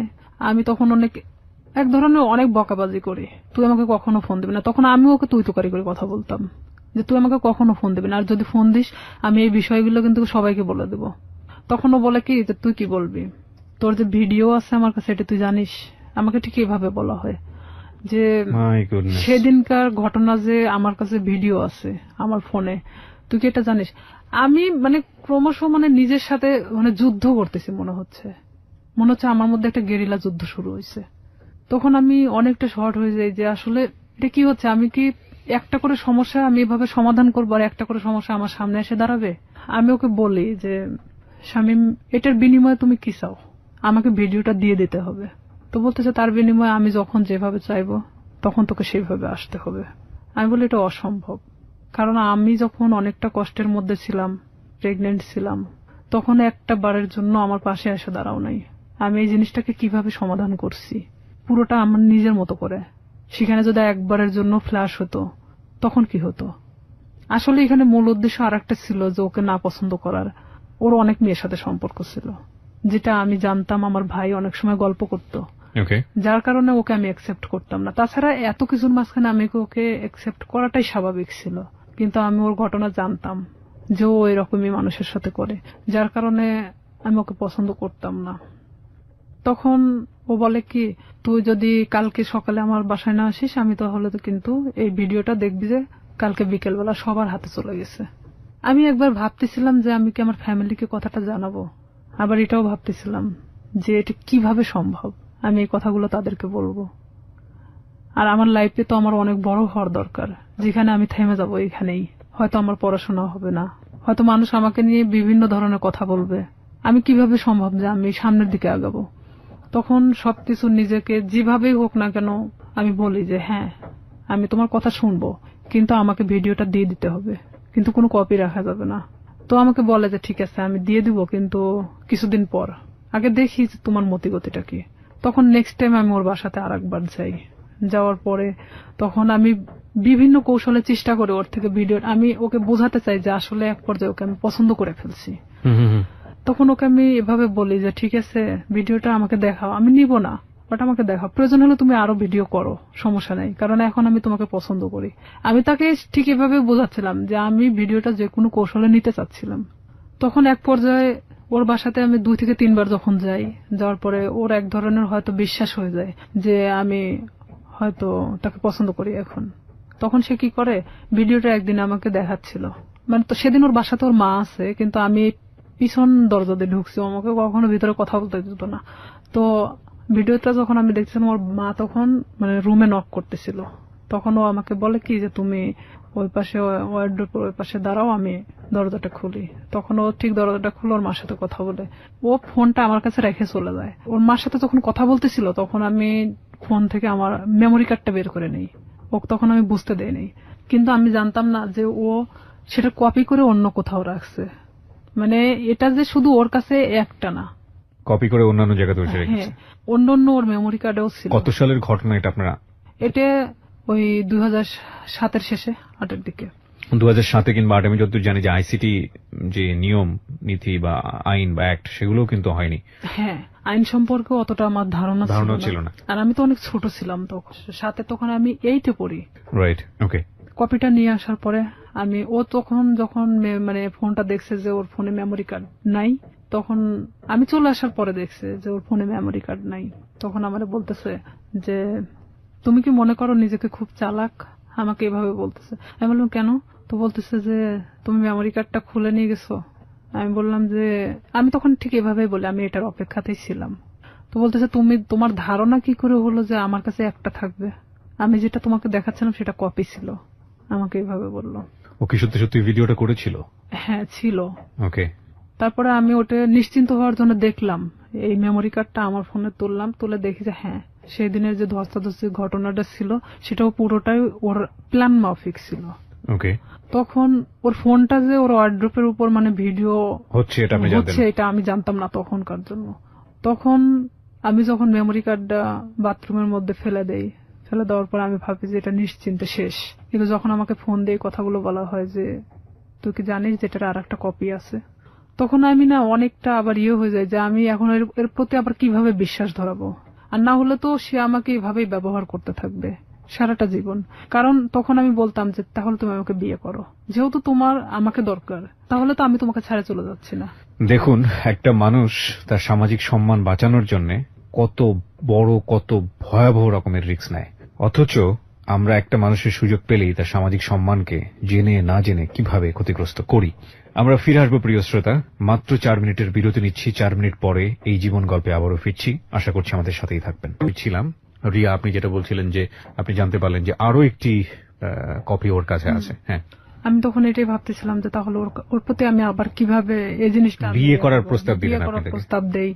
তখন ও এরকম বলে যে না, আমি পড়াশোনা করতেছি, তো এখন তো বিয়ে করা সম্ভব না, ফ্যামিলি থেকেও তো এখন বিয়ে দিবে না, বিয়ে করার দরকার নেই, তাহলে আমাকে কিসের দরকার, আমরা এভাবে সম্পর্ক চালায় যাই, সময় হলে বিয়ে করে নেব, এই কথা বলে। আমি বলি না, এটাতে আমি থাকতে পারবো না এভাবে, কারণ তুমি যখন চাইবা তখন আমি যাব, আর এভাবে আমারও তো একটা জীবন, আমি না কোনো সময় তো ধরা পড়ে যেতে পারি, আমার পড়াশোনা আছে। তখনও বলতেছে যে তুমি তোমার মতো চলবা, জাস্ট মাঝে মধ্যে আমার সাথে দেখা করবা। আমি তখন রাজি হই না, যে তাহলে আমাকে ছেড়ে দাও এখান থেকে। তো ও বলে কি যে তুই যদি এখান থেকে বের হওয়ার চেষ্টা করিস তাহলে একটাই কথা বলবো, তোর ছোট বোন আছে, তার সাথেও ঠিক একই ঘটনা ঘটবে, আমার যে ছোট। তখনও কি ওই শামীম কি আপনার বড় ভাইয়ের ফ্রেন্ড হিসেবেই আছে? হ্যাঁ, তখনও আছে। তো আমার ফ্যামিলি তো তখনও জানতো না যে তার সাথে আমার সম্পর্ক এরকম চলতেছে। তখন ঠিক 1 বছরের মাথায় এসে আমার ফ্যামিলি জানা যায়। কিভাবে জানলো, মানে আমি যে ফোনে কথা বলতাম, শামীমের নাম্বারটা আমার ফোনে অন্য নামে সেভ করা ছিল, একটা মেয়ে নামে সেভ করা ছিল, মেয়েদের নামে। আমি ফোনটা রেখে গোসল করতে যাই, আমাদের তো বাড়িটা নদীর পাশে, তো নদীতে গোসল করতে যাই, তখন আমার বড় বোন ফোনটা দেখতে দেখতে শামীমের নাম্বারটা, মানে সে দেখে ভাবে যে এই নাম্বারটাও সম্ভবত আমার ভাইয়ের ফোনেও দেখছে। আচ্ছা। তখন আমার বোন এই নাম্বারটা নিয়ে এসে তার সাথে মানে অ্যাড করে। আর এই নাম্বারটা এখানে একটা মেয়েদের নামে সেভ করা, তার মানেটা কি? তখন আমার বোনের মানে অলরেডি বাচ্চা হয়ে গেছে, 7 দিন না 8 দিন বয়স। তো সেখানে ও যখন ভাইয়ের সাথে ডিসকাস করে বিষয়টা নিয়ে যে নাম্বারটা কার, তখন দেখছে যে এটা শামীমের নাম্বার। তখন আমি যখন বাড়িতে আসি গোসল শেষ করে চেঞ্জ করার পরে আমার ভাই আমাকে ডাকে। সে কিন্তু আমার সাথে কথা বলে না, ডাকতে বলতেছে যে এই নাম্বারটা কার। তখন এক পর্যায়ে আমি মনে চুমকে উঠি, প্রশ্ন করতেছে কেন। তখন আমি না চুপ মেরে তাকায় আছি। তখন বলতেছে যে নাম্বারটা কার। তো আমি বলতেছি শামীমের। তো বলতেছে যে শামীমের নাম্বার তোর ফোনে কেন? বুঝলাম তোর ফোনে আছে, কিন্তু অন্য একটা নামে কেন? তখন মানে আমি কোনো কথা বলতে পারি না, চুপচাপ দাঁড়ায় আছি। আমার ভাই আমার একটা থাপ্পড় মারে, এমন ভাবে মারে আমার মানে এই গালটা ফাটে রক্ত বেরোয় যায়। বড় ভাই? হ্যাঁ। তখন আমার মা ধরার পরে বলতেছে যে মারামারি বাদ দিয়ে আসলে ঘটনাটা কি হয়েছে সেটা জানে। তখন আমার মা আমাকে জিজ্ঞেস করলো যে তার সাথে তোর কিসের সম্পর্ক। তো আমি তাদেরকে বললাম যে সে আমাকে পছন্দ করে, আমিও তাকে পছন্দ করি। ঠিক ব্যাপারটা নর্মালি বলে দিলাম। আসলে কি পছন্দ করতেন? এক পর্যায়ে এই 1 বছরের মধ্যে তার সাথে আমি এভাবে মানে পছন্দ হয়ে গেছে যে আমি তো তাকে, সে আমাকে ছাড়তেছে না আর আমিও তার থেকে বের হতে পারতেছি না।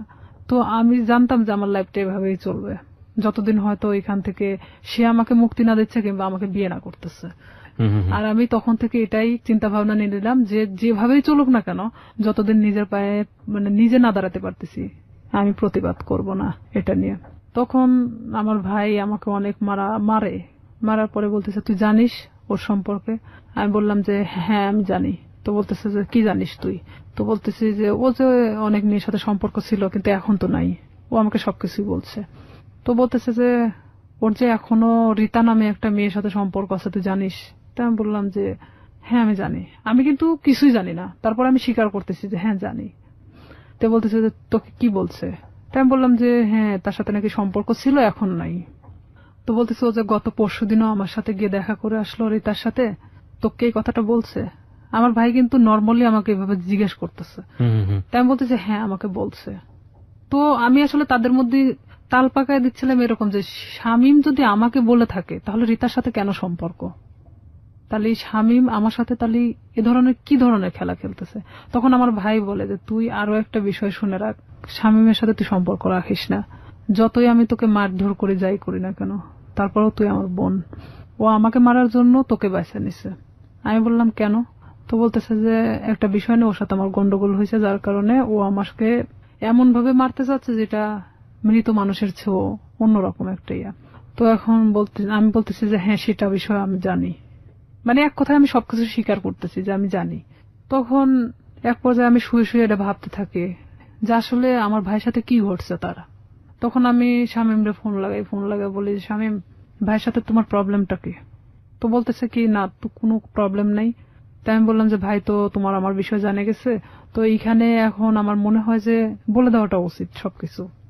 তো বলতেছে যে না বলো না, এখানে সমস্যাটা হলো কি আমি তো পড়াশোনা করি, এখন যদি আমি তোমাকে বিয়ে করি, ও তখন এখন এক ধরনের নর্মালি মানে কথা বলতেছে, তোমাকে যদি আমি এখন বিয়ে করি তাহলে আমাকে কিন্তু গার্মেন্টসে থাকা ছাড়া উপায় হবে না, কারণ আমার ফ্যামিলি তোমাকে কখনোই মানে নেবে না। তারা চায় যে তার ছেলেকে বিয়ে দিবে একটা চাকরিজীবী মেয়ের সাথে। আমার রাগ ওঠে একটু যে তুই জানিস যে তোর ফ্যামিলি তোকে আমার সাথে বিয়ে দিবে না, এটা আমিও জানতাম, তাহলে আমার সাথে এটা করার দরকার ছিল কি? এক পর্যায়ে তার সাথে আমার অনেক রাগারাগি হয়। এটা 2008 সালের ঘটনা। তারপরে শামীম এক পর্যায়ে আমার সাথে একটা ব্রেকআপ সৃষ্টি করে। সে চাচ্ছিল যে আমি তার থেকে দূরে সরে যাই, আর আমিও তখন এক পর্যায়ে চাচ্ছিলাম যে আমি যে কোনো মূল্যে ওকে চাই। সে আমার জীবনটাকে নিয়ে এভাবে খেলতে পারে না, কারণ আমার ফ্যামিলি তখন জেনে গেছে যে তার সাথে আমার সম্পর্ক চলতেছে। তখন এক পর্যায়ে আমি আমার ফ্যামিলির সাথেও যুদ্ধ করি, আর এদিকে ও আমাকে কিন্তু যতটাই ভালোবাসুক না কেন আমার ফ্যামিলি থেকেও দূরে সরায় দিছে। দেখা যাচ্ছে আমার ফ্যামিলির বিষয়ে অনেক কথা বলে যে তোমার ভাই আমার থেকে দূরে সরানোর জন্য তোমাকে এই ধরনের হয়তো খারাপ কথা বলে আমার সম্পর্কে। তো আমি দেখতাম যে অবশ্যই আমার ভালোবাসার সম্পর্ক ফাটল ধরানোর জন্য তারা হয়তো এই ধরনের তার খারাপ বিষয়গুলো তুলে ধরে। তো এক পর্যায়ে আমার ফ্যামিলির সাথে কথা বলা বন্ধ করে দেই আমি।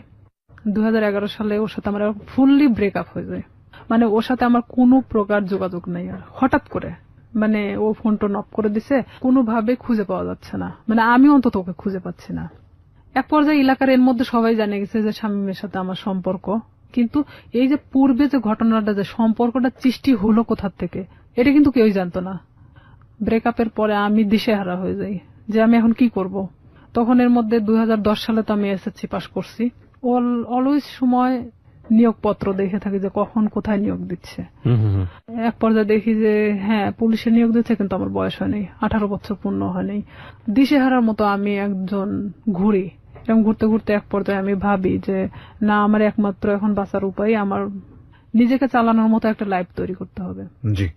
2012 সালের সেপ্টেম্বরের দিকে একটা নিয়োগ হয় পুলিশ ডিপার্টমেন্টে। এর মধ্যে কিন্তু শামীমের সাথে আমার কোনো প্রকার যোগাযোগ নেই, কোনো প্রকার সম্পর্ক নাই আর। ওকে, কিন্তু মনের মধ্যে ভয়টা কাজ করে, না জানি কখন ভিডিওটা পাবলিশ করে দেয়, তাই কি? নাকি ও ভিডিওটা? হ্যাঁ, ভিডিওটার বিষয়টাও ছিল। আর একটা কথা যে এক পর্যায়ে আমি ওকে ভালোবেসে ফেলছিলাম। হুম, হুম। আর একটা বিষয় যে আমার এটা চিন্তা ছিল যে তুই যদি ভিডিওটা ফ্ল্যাশ করিস, অন্তত আমি তোর গলায় ঝুলে যাব। আমি জানতাম যে তারপরে পাবলিসিটিতে এটা দেখাবে না।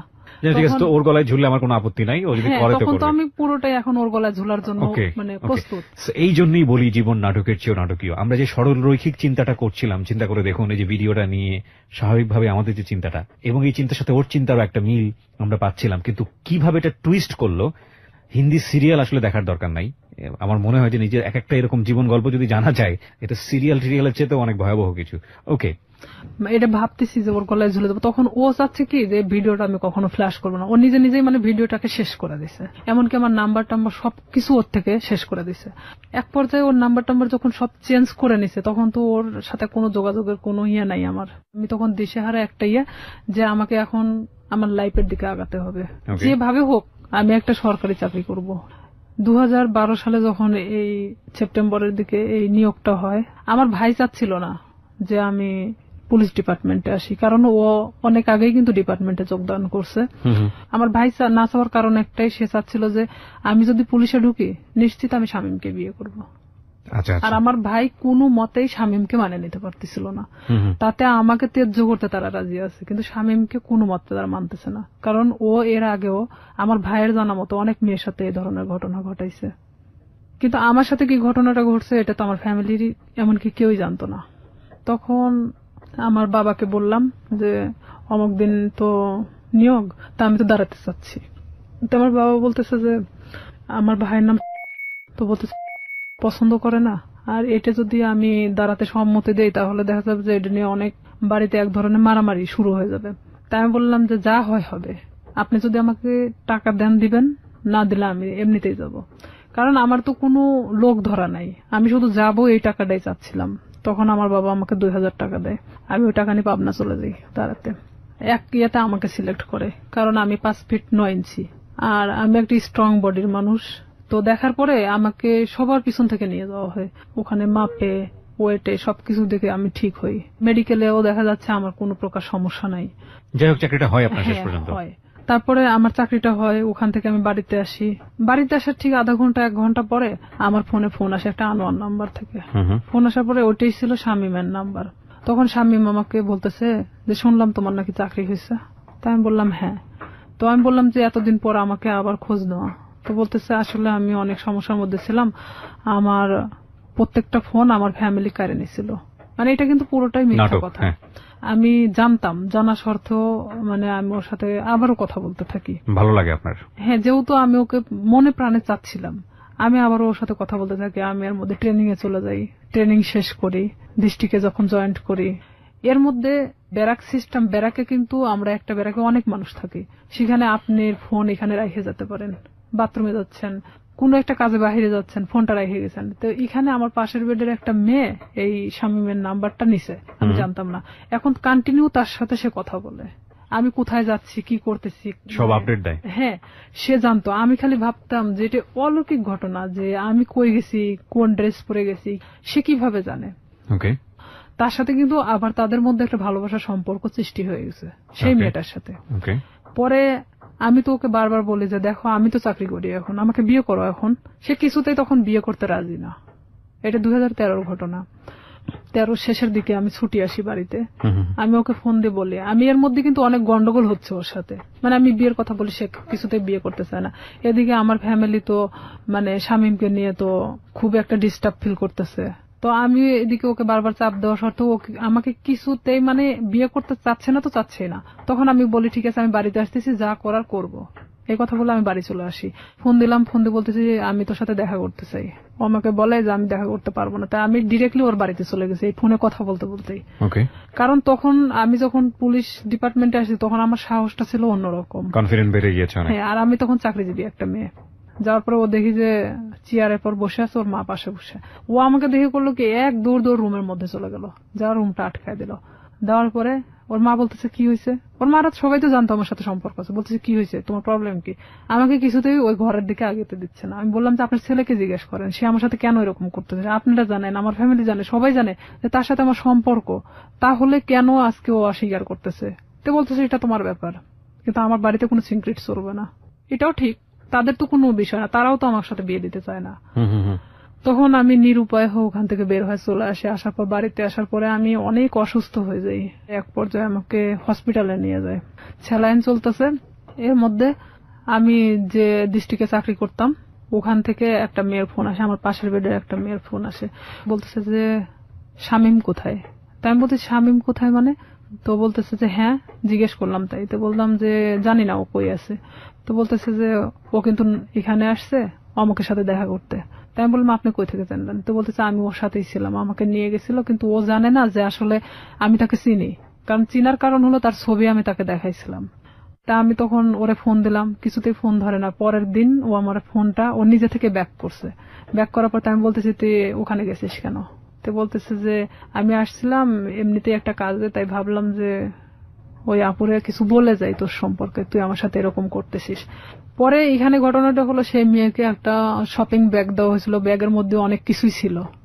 সেটা কিন্তু তারা আবার যে রুমে দেখাইছে, কিন্তু তারা মানে যে দেখাচ্ছে সে কিন্তু জানতো না যে তার পাশের বেডের আর একজন তাকে চেনে।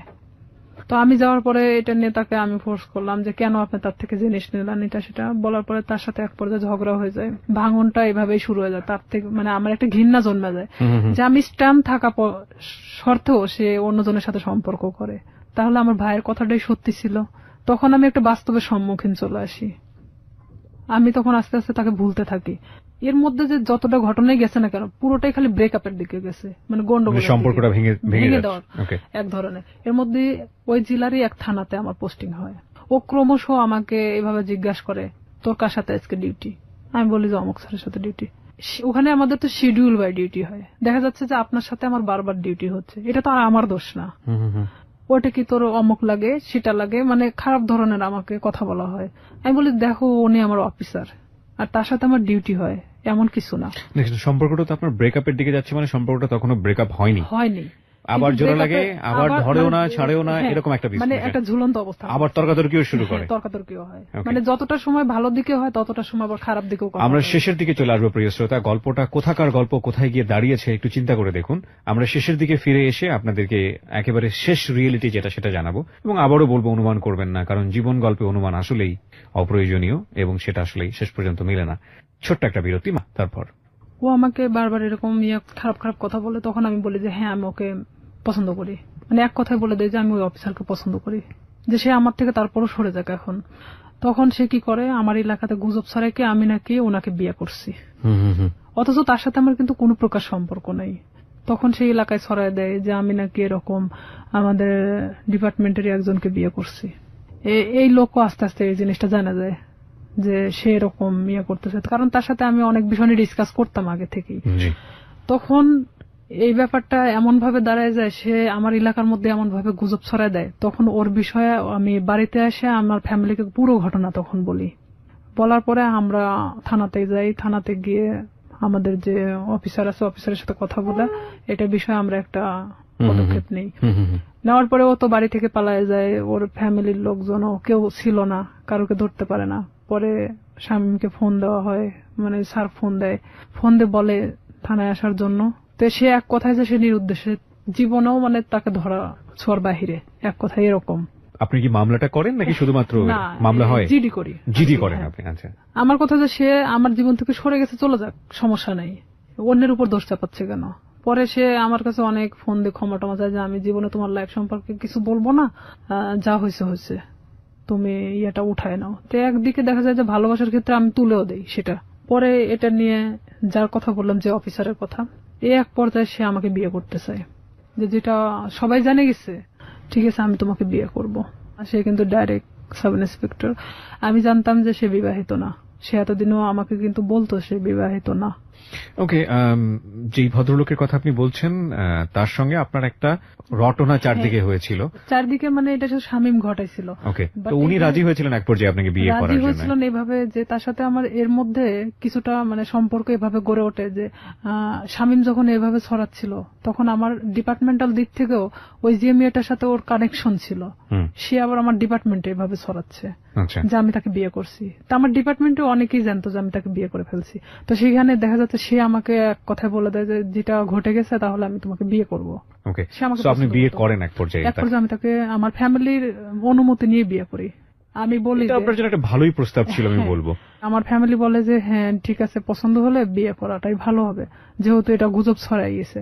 তখন আমি তাকে বলে যে ঠিক আছে ফ্যামিলিগতভাবে আমরা বিয়ে করবো। সে বলে যে আমরা এখন এভাবে তো ছুটি পাই না, তা আমরা নিজে নিজে করে নিই, পরে আমরা ফ্যামিলিগতভাবে ইয়ে করে নেব। তো এখানে আমি কিন্তু সেটা রাজি হয়ে যাই। ঠিক তার 1.5 মাস থেকে 2 মাসের মাথায় আমি জানতে পারি সে বিবাহিত, তার বাচ্চা বলছে।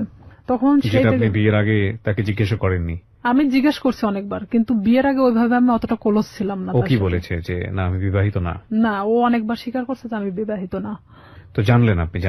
জানার পরে আমি তখন অনেকটাই কষ্ট পাই। কষ্ট পাওয়ার পর কষ্ট পাবেন কি?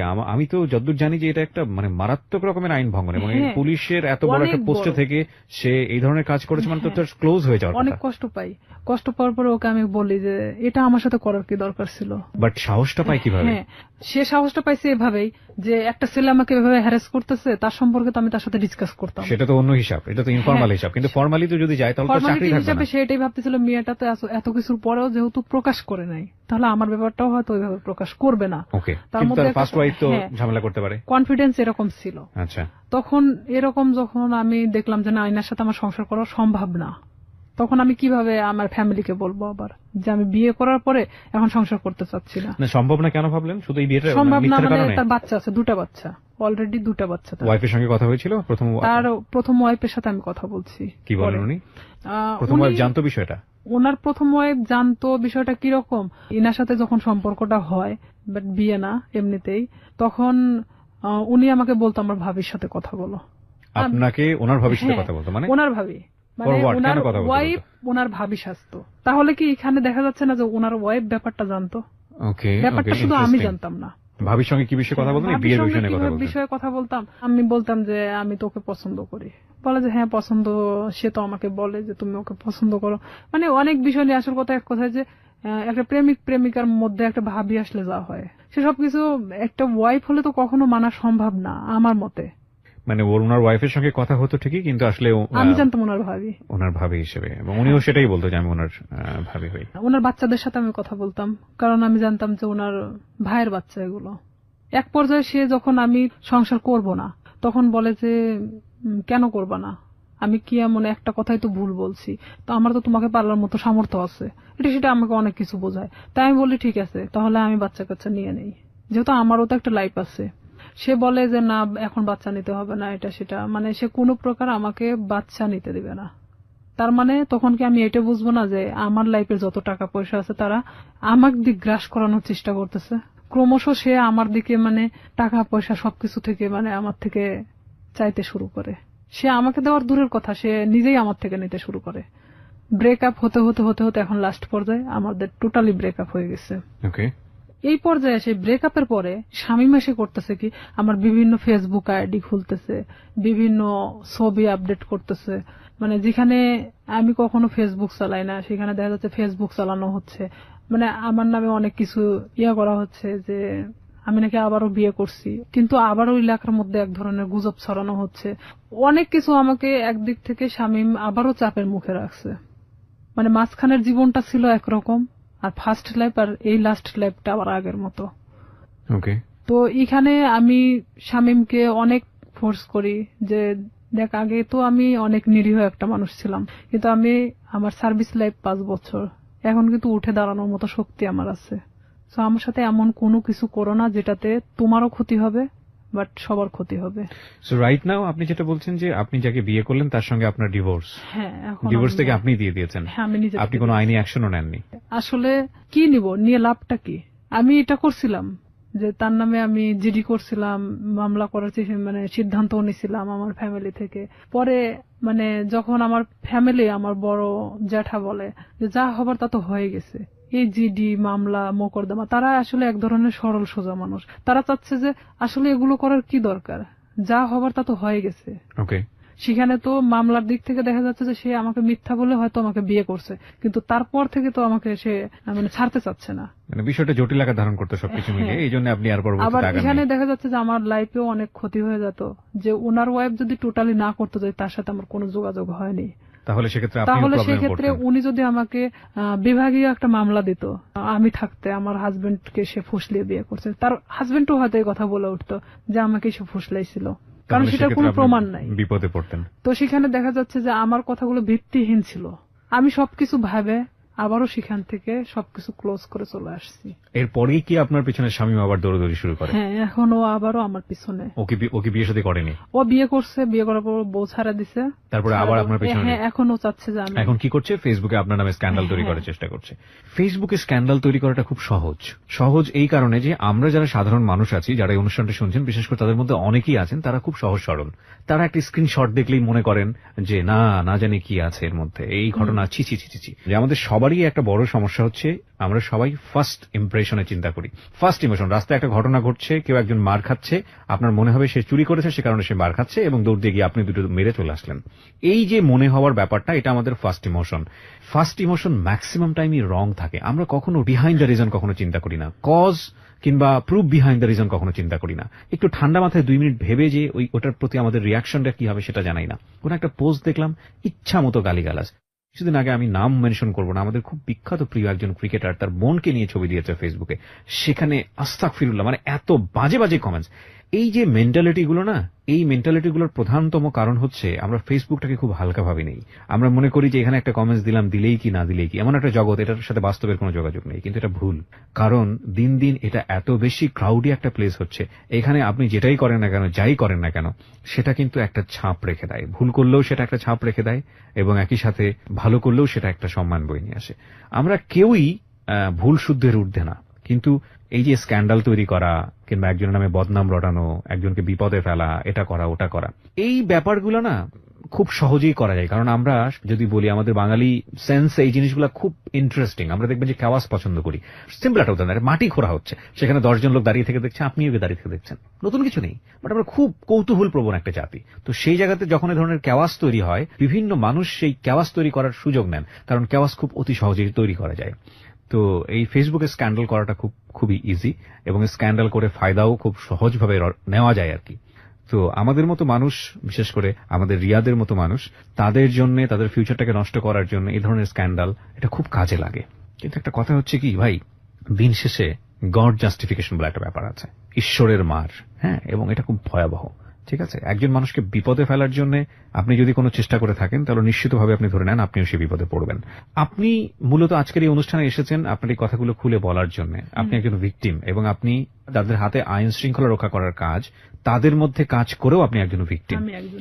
এবং আপনার পুরো পরিচয়টা আমি এখানে গোপন রেখেছি। আপনার যে নাম আপনি ব্যবহার করেছেন সেটা ছদ্মনাম আমি বললাম, এবং বাকি যাদের সঙ্গে ওনার সম্পর্ক, তাদের কাউকে আমরা এখানে ফ্ল্যাশ করিনি বা এক্সপোজ করিনি।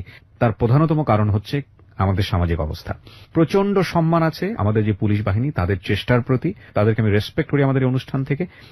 সেখান থেকে এসে আপনি সৎ সাহস নিয়ে আজকে এখানে এই বিষয়গুলো বলে গেলেন, এবং আপনি লাস্টে এই কথাটাও বললেন যে শামীমকে বিরত থাকার জন্য, নইলে আপনি বাধ্য হবেন কোন একটা অ্যাকশন নেবার জন্য। অ্যাকশন নিব বলতে নিছি তো, অলরেডি অ্যাকশন নিয়ে নিয়েছে। অলরেডি ও আমাকে এমন ভাবে হ্যারাস করতেছে, দেখা যাচ্ছে 2 টাকার নোটের উপর আমার নাম্বার, বিভিন্ন জায়গা থেকে আমাকে ফোন দিচ্ছে, ফোন দিয়ে বলবে কি কয় টাকা দরকার, কয় টাকা দিয়ে থাকবেন, মানে এই ধরনের আমাকে কমেন্টস করা হচ্ছে। কি অ্যাকশন নিয়েছেন আপনি?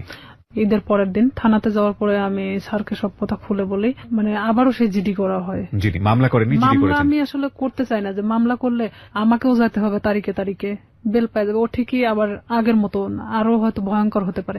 তো আমি সাধারণ জিডি করছি এর কারণে যে ওকে বোঝানোর জন্য। তো এখন করে জিডির বলার কোনো পরে- অ্যাকশন কি হয়েছে? হ্যাঁ, আমি ওনার সঙ্গেই ওদের বাড়িতে আসি। মানে আমাকে দেখার পরেই ও বের হয়ে চলে যায়, মানে এমন ভাবে বের হয়ে চলে যায় ওকে, মানে আমি যে দেখা দিচ্ছি দিতে দিতে ও মানে মোটরসাইকেল নিয়ে টান দিয়ে চলে যায়। আচ্ছা, এখানে জিডিটার বিষয়টা আমি যত জানি, জিডিটা একটা সময় এনকোয়ারি হয় এবং এটা যদি সত্যতা পায় তাহলে কিন্তু- অটোমেটিক্যালি মামলায় রূপ নেয়। মামলার রূপ নেয়, কিন্তু এটা ঘটনাটা হলো কি যে আমি স্যারকে এভাবে বলছিলাম যে যেহেতু আমার লাইফের পিছনের ঘটনাগুলোতে আমি কোনো অ্যাকশন নেইনি, তো আমি চাচ্ছিলাম যে শুধু এখান থেকে বিরত করার জন্য। এখানে যেহেতু আমার ফ্যামিলি কিন্তু এখন আমার পাশে নাই, এক পর্যায়ে আমি ডিভোর্সের পরে পুরোটাই আমার ফ্যামিলি থেকে ভিন্ন আছি। তো কেউ যেহেতু আমার পাশে নাই, সেখানে তো আর আমার লড়াই করে কোনো লাভ নেই। আমি চাচ্ছি যে সে যেন আমাকে ডিস্টার্বটা না করে। তাহলে তো আমি ফুললি আমার মতো জীবনযাপন করতে পারতেছি না, আমি আমার ফ্যামিলির উপর নির্ভরশীল না আমি অন্য কারোর উপর। সবাইকে একটা বিষয় সতর্ক করছি, যারা আজকের এই অনুষ্ঠানটা শুনছেন, আমি জানি অনেকেই সতর্ক হবেন না, তারপরও 2-1 জন তো নিশ্চয়ই হবেন। সেজন্যই বলি, কোন ধরনের কোন ডকুমেন্টস বা কাউকে যদি আপনার মনে হয় যে আপনি তাকে হেয় করবেন, যে কোনো ভাবে হোক, সামাজিক ভাবে হেয় করবেন, সেই রকম কোন ডকুমেন্টস যদি পাবলিকলি আপনি ওপেন করেন, ফেসবুকে হোক বা অন্য যে কোনো কোথাও হোক, আপনি যদি ওপেন করেন without his or her permission, যাকে আপনি এটা ওপেন করছেন, যাকে আপনি এক্সপোজ করছেন, যাই করেন না কেন, আপনি যদি তার অনুমতি ছাড়া এটা করেন, সেটা কিন্তু আইসিটি অ্যাক্টে আপনার এগেইনস্টে খুব কঠিনতম একটা মামলা হয়ে যাবে। এবং আপনার কিন্তু কোনো জাস্টিফিকেশন নাই একটা মানুষকে, সে ভুল করুক বা অন্যায় করুক, ন্যায় করুক, তার কোনো প্রুফ দিয়ে আপনি সেটা ফেসবুকে একটা প্রচারণা চালাবেন। কারণ সামাজিক মর্যাদা যদি ক্ষতি হয়, সেই সামাজিক মর্যাদা ক্ষতির ঘানি কিন্তু আপনাকে টানতে হবে, এবং এগুলো কিন্তু নিয়ম আছে, আইন আছে। সুতরাং কোনো ধরনের মন্তব্য করা থেকে শুরু